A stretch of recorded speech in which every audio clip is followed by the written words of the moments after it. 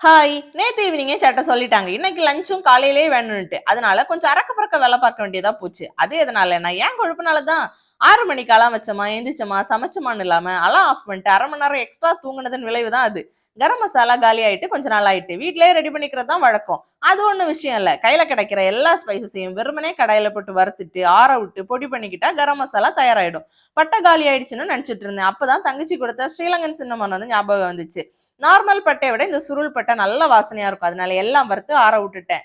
Time இல்லாததால சைட்ல வந்து உருளைக்கிழங்குலாம் போட்டு குக்கர்லயே சிக்கன் குழம்பும் ரெடி பண்ணிட்டேன். சோறும் வடிச்சிட்டு தோசையும் ஊத்தி கொடுத்துட்டேன். வெந்தய தண்ணியும் கொதிக்க வச்சு அதை ஆற வச்சு ஊத்தி கொடுத்தாச்சு.